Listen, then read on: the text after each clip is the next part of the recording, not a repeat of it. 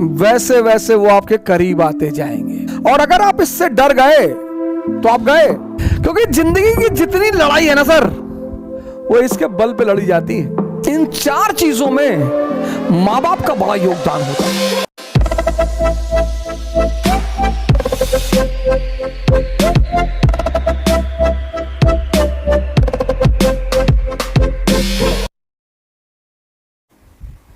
कुछ लोगों को कुछ तो कुछ करेंगे नहीं,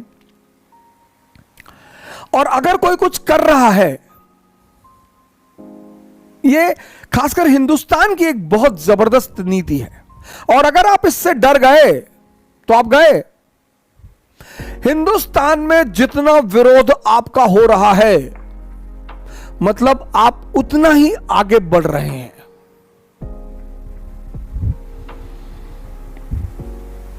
यह इस देश की सबसे खास बात है। और अगर उस विरोध से आप डर गए, और ये सबके लिए है सर, ये सबके लिए है, सबके लिए। तुम कुछ भी बड़ा करने की सोचोगे ना, 100 लोग तुम्हारे विरोध में आकर खड़े हो जाएंगे, इनडायरेक्टली, इनडायरेक्टली। और उन 100 लोगों और 100 के साथ 2 लोग आपके सपोर्ट में खड़े होंगे। अब ये 100 लोग क्या करेंगे? ये आपकी साइकोलॉजी को तोड़ने की कोशिश करेंगे, आपको डिमोरलाइज करेंगे, आपको डिप्रेस करेंगे। और ज्यादातर कैसे करेंगे? बदनाम करेंगे। मेरे साथ वो हो ही नहीं सकता था, मुझे आप बदनाम कर ही नहीं सकते, क्योंकि मैं जितना खुद को बदनाम करता हूं। शराब पीते हो? बहुत पीते। ऐसा करते हो? बिल्कुल करते। आप कोई भी बुरा काम मुझसे पूछ लो जो आपको बुरा लगता हो, मुझे तो लगता ही नहीं, मैं करता हूं जी। आपको अगर मुझसे कुछ फायदा मिल रहा है, आप लीजिए और निकलिए। इसीलिए मैंने अपने नाम के आगे काफिर लगा दिया, इशारा। बहुत लोग हमसे पूछते हैं कि आप अपने नाम के आगे काफिर लगाते। मैंने कहा इशारा देता हूं, इशारा, कि भैया मैं आदमी अच्छा नहीं हूं, आप मेरे करीब मत आओ। मुझसे कोई फायदा है ले लो और निकल जाओ। अब बहुत करीब आ जाओगे, फिर बाद में चिल्लाने लोगे, लूट लिया, लूट लिया, मेरे साथ लूट लिया। इसलिए मैंने अपने नाम के आगे लगा दिया काफिर। झूठ बोलते हो? जी बोलते हैं। क्यों बोलते हो? सर अच्छा लगता है इसलिए बोलते हैं सर। ये इस देश का नीति है सर, डरने की बात नहीं है सर। और इस देश की दूसरी गंदी बात, वो जो लोग आपको डिमोरलाइज कर रहे हैं, डिप्रेस कर रहे हैं, जैसे जैसे आपकी उपयोगिता बढ़ती जाएगी, वैसे वैसे वो आपके करीब आते जाएंगे और इतने बड़े सिंपथाइजर बनकर आते जाएंगे। ओहो, आज तो सोशल मीडिया का युग है ना सर, तो बड़े से बड़े सारे आपके शुभचिंतक फेक आईडी बना लेते हैं। लेकिन सर उनका जो टोन है ना बोलने का, उससे पता चल जाता है कि ये है कहां के। क्योंकि जिस टोन में आप बोलते हो, उस टोन में आप लिखते भी हो। इस जीवन में कुछ चीजें हैं जो आपको स्कूल कभी नहीं देगा। कौन सी चीजें स्कूल नहीं देगा? एंथुसियाज्म। किसी भी बच्चे के 2 स्कूल होते हैं। एक तो वो जो स्कूल जाता है, जैसे हम जाते थे फातिमा स्कूल, और दूसरा स्कूल किसी भी बच्चे का होता है उसका परिवार, उसका घर, उसके मदर और फादर।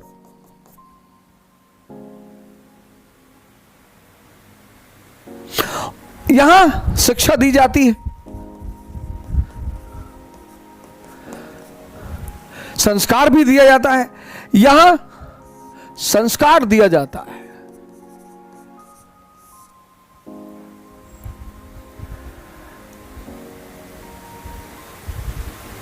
सिर्फ संस्कार ही नहीं दिया जाता, इस मां बाप की जो उम्र होती है, उम्र, उनका अनुभव होता है। और यह बहुत कीमती चीज होती है। महावीर ने कहा कि ज्ञान के 5 साधन हैं। महावीर ने पहला मति, इंद्रियों द्वारा पाया गया ज्ञान। इंद्रियां, लेकिन इंद्रियां पूर्ण ज्ञान नहीं देती। आपने अंधेरे में रस्सी पकड़ ली, आपको एहसास हुआ सांप है, अटैक पड़ गया। दूसरा उन्होंने कहा श्रुति, सुनकर। लेकिन एक टीचर ने कहा हिंसा बुरी चीज नहीं है। बाहर निकल के 2 लड़कों ने चाकू मार दिया कि मास्टर ने कहा था हिंसा बुरी चीज नहीं है। सुनना, हर व्यक्ति सुनता है और सुनकर वो उस हिसाब से डिसाइफर करता है जैसा उसका सॉफ्टवेयर है। जैसे गांधी ने 1942 में कहा करो या मरो। अब वो जो अब्दुल कसाई था, जब उसने सुना करो, उसने तलवार निकाल के लगा दिया, क्योंकि उसके लिए करो मतलब वही था। इसलिए कभी कभी आप देखो कि एक क्लास में 50 लड़के बैठते हैं, एक टीचर बोलता है, एक विषय बोलता है, लेकिन अगर आप 50 लड़कों से पूछें तो सबकी अलग अलग राय होगी, क्योंकि आपका सॉफ्टवेयर, आपका अपना सॉफ्टवेयर है, आपका प्रोग्राम्ड है, आपका सिस्टम चल रहा है। श्रुति। दूसरा अवधि, समय द्वारा अर्जित ज्ञान। अब मुझे लगता है कि 30 साल का जो आदमी है, मुझे ऐसा लगता है कि उसको ज्यादा ज्ञान नहीं है। 30 साल वाले को लगता है कि जो 20 साल वाला है वो बेवकूफ है।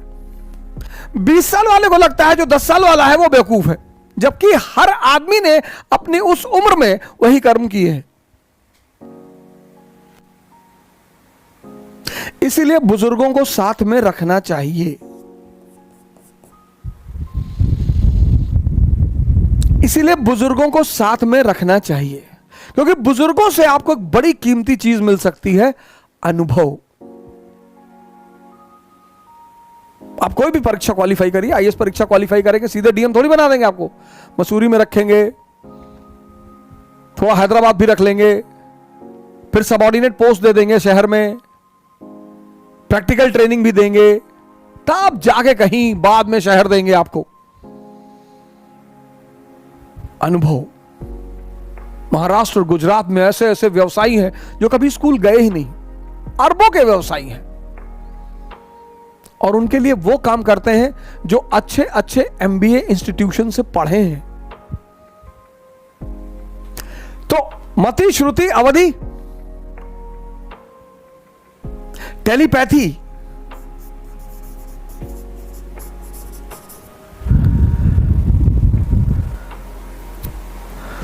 पहले से सिक्स्थ सेंस। और महावीर कहते हैं ये सारे ज्ञान अधूरे हैं। फाइनल ज्ञान है अपने होने का ज्ञान, कैवल्य, परम ज्ञान। तो ये जो स्कूल है आपका, वो आपको शिक्षा देती है। ये स्पेशली मैं मां बाप लोगों के लिए कह रहा हूं, आप अपना अनुभव बच्चों को दे सकते हैं। अनुभव के साथ साथ उत्साह, कॉन्फिडेंस, डेयरनेस,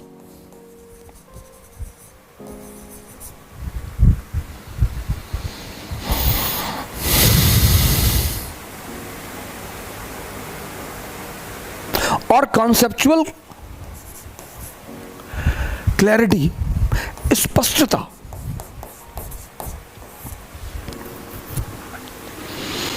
इन 4 चीजों में मां बाप का बड़ा योगदान होता है। मैंने देखा बड़े सारे मां बाप हैं, वो अपने बच्चों को दूसरों के सामने बड़ा डिमोरलाइज करते हैं। अरे पढ़ता ही नहीं है, निकम्मा, हम तो इतना इसको छोड़े। ये नहीं सर, कोई भी मां बाप अगर अपने बच्चों को ये 4 चीज दे दे बचपन से, शिक्षा तो स्कूल में मिल ही रही है। ये मेरे पिताजी का गिफ्ट है मुझे।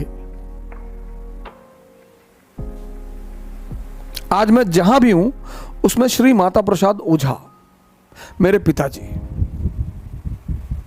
कभी मारा नहीं, मारा ही नहीं, मारा ही नहीं।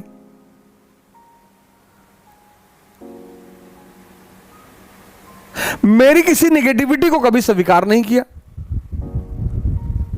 स्वीकार ही नहीं किया। किसी ने भी जाके कुछ भी कह दिया, तुम्हारा लड़का वहां दुकान के पीछे सिगरेट पी रहा था, हाँ पी रहा हो, वो राजा आदमी हो, पी ही सकता है। ये क्योंकि जिंदगी की जितनी लड़ाई है ना सर, वो इसके बल पे लड़ी जाती है। सब सारी लड़ाई जिंदगी युद्ध है और इसी पे लड़ी जाती है। और 90% लोग सिर्फ स्कूल शिक्षा को प्रोत्साहन देते हैं। तो 98% ले तो आए, उत्साह नहीं है, कॉन्फिडेंस नहीं है। अब कहां से दोगे? अब कहां से दोगे?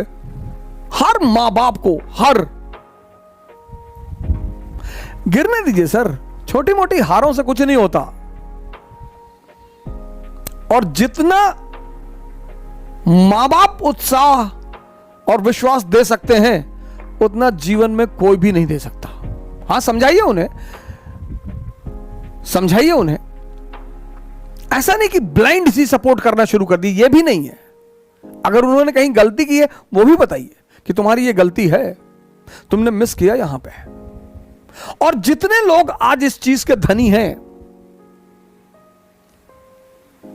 माननीय मुलायम सिंह यादव जी के एक बड़े अच्छे दोस्त हैं, मैं उनके साथ एक बार बैठा हुआ था। तो बचपन के दोस्त हैं, तो बड़े बुजुर्ग हो गए, और मैं कोशिश करूंगा कि एक दिन वो हमारे मंच पर आए। ब्यूरोक्रेट भी रहे हैं और माननीय मुलायम सिंह जी के घर के बड़े ही घनिष्ठ संबंध रहे उनसे। हमारे सीनियर हैं और हमारे भी श्रद्धेय हैं और बहुत ही अच्छे इंसान हैं। मतलब अब मैं उनसे पूछ कर ही उनका नाम इस मंच पर लूंगा। वो इतने अच्छे इंसान हैं, मतलब मैं दुनिया में जल्दी अपनी समस्याओं को लेकर किसी से चर्चा नहीं करता, लेकिन मैं अगर कोई चर्चा बात होती है तो मैं उनसे पूछता हूं। और आज तक उन्होंने मुझे कोई गलत राय नहीं दी। किसी भी व्यक्ति का आपके जीवन में होना इस बात पे भी निर्धारित करता है कि उसने आपको राय क्या दी। और 2-3 लोगों से तो बहुत बच के रहिए। एक, जो आपके घर के खिलाफ आपको बताते हैं, तुम्हारी मम्मी को ऐसा नहीं करना चाहिए। अरे मम्मी है यार, क्यों नहीं करना चाहिए? करना चाहिए। मेरी माता जी तो आज भी मुझे चौराहे पे गाली देके मार देती है। मां है, उसका हक है। आज भी मैं आता हूं बाहर तो कहती कायदे से गाड़ी चलाना, और हवाई जहाज में वो सीट बेल्ट बांध लेना जी, और ज्यादा नेता मत बनना, खिड़की से नीचे मत झांकना जी, खिड़की बंद रहती। हाँ तो हमें पता है बंद रहती है। मां है।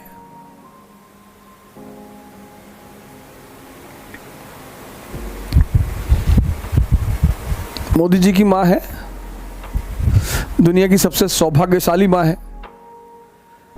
अपने बेटे को शायद ही उन्होंने कभी डांटा हो, शायद ही कभी कहा हो कि एसएससी नहीं निकालोगे तो मैं तुमसे बात नहीं करूंगी, शायद ही कभी कहा हो कि तुम भी आईएएस दे दो बेटा।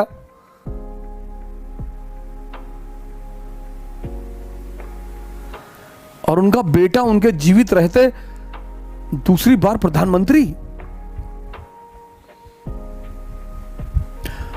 2 बड़ी जबरदस्त स्त्रियां माननीय प्रधानमंत्री जी के जीवन में है। एक उनकी माता जी और एक उनकी पत्नी।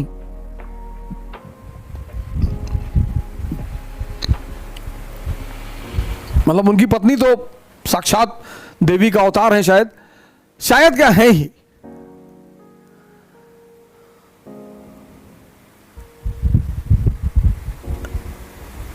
और यशोदा नाम की स्त्रियां के पति बड़े भाग्यशाली रहे ही हैं।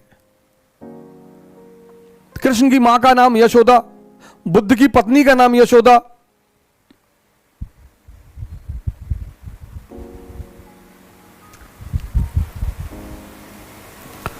इसको बना के रखिए सर, सारा युद्ध निपटे जाएंगे। सारा और हर कदम पे संघर्ष है, हर कदम पे। शादी हो जाएगी, चुनौती शुरू। बच्चे हो जाएंगे, चुनौती शुरू। हर मां बाप को यह सोचना चाहिए कि कल कोई यहां परमानेंट तो रहेगा नहीं। को कल जाने के बाद हर वो चुनौती जो आज आप सामना कर रहे हैं वो आपके बेटा और बेटी को भी देखना पड़ेगा।